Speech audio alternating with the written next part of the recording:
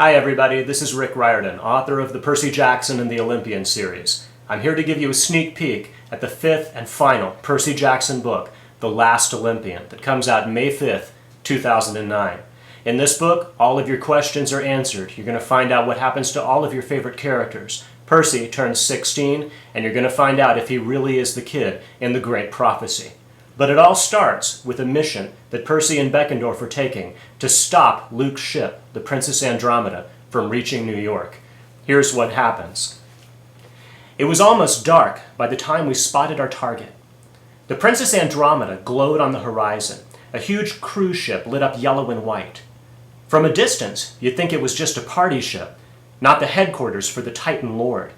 Then, as you got closer, you might notice the giant figurehead, a dark-haired maiden in a Greek chiton, wrapped in chains, with a look of horror on her face. "Blackjack," I said, "set us down on the lowest stern deck." "Gotcha, boss," he said. "Man, I hate seeing that boat again." Blackjack folded his wings and plummeted toward the boat like a black comet. The wind whistled in my ears. I saw monsters patrolling the upper decks of the ship, Drakenei snake women, hellhounds, giants, and the humanoid seal demons known as Telkeens.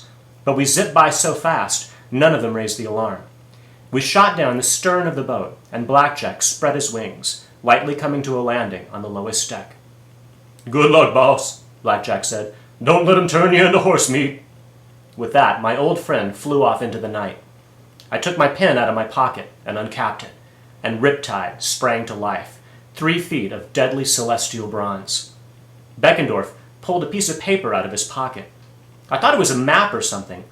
Then I realized it was a photograph. He stared at it in the dim light, the smiling face of Selena Beauregard, daughter of Aphrodite. They'd started going out last summer, after years of the rest of us saying, "Duh, you guys like each other." "We'll make it back to camp," I promised. For a second, I thought I saw worry in his eyes. Then he put on his old confident smile. "You bet," he said. "Let's go blow Kronos back into a million pieces." Beckendorf led the way. We followed a narrow corridor to a service stairwell, but we froze when we heard noises above us. "I don't care what your nose says," snarled a half-human, half-dog voice, a Telkeen. "The last time you smelled half-blood, it turned out to be a meatloaf sandwich." "Meatloaf sandwiches are good," a second voice said.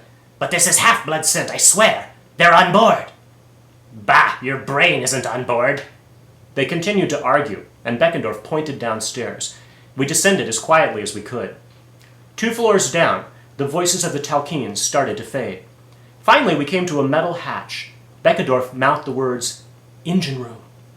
It was locked, but Beckendorf pulled some chain cutters out of his bag and split the bolt like it was made of butter. Inside, a row of yellow turbines the size of grain silos churned and hummed. Pressure gauges and computer terminals lined the opposite walls. A Telkeen was hunched over the console, but he was so involved in his work he didn't notice us. He was about 5 feet tall, with slick black seal fur and stubby little feet. He had the head of a Doberman, but his clawed hands were almost human. He growled and muttered as he tapped on his keyboard. Maybe he was messaging his friends on uglyface.com. I stepped forward and he tensed, probably smelling that something was wrong. He leaped sideways toward a big red alarm button, but I blocked his path. One slice of Riptide and he exploded into dust. "One down," Beckendorf said. "About 5,000 to go." He tossed me a jar of thick green liquid, Greek fire, one of the most dangerous magical substances in the world. And then he threw me another essential tool of demigod heroes, duct tape. "Slap that one on the console," he said. "I'll get the turbines." We went to work. The room was hot and humid, and in no time we were drenched in sweat. I had just attached a second jar of Greek fire to the control panels when I heard the pounding of feet on metal steps. So many creatures coming down the stairwell that I could hear them over the engines. Not a good sign. I locked eyes with Beckendorf. "How much longer?" "Too long." He tapped his watch, which was our remote-controlled detonator. "I still have to wire the receiver and prime the charges. 10 more minutes at least." Judging from the sound of the footsteps, we had about 10 seconds. "I'll distract them," I said. "I'll meet you at the rendezvous point."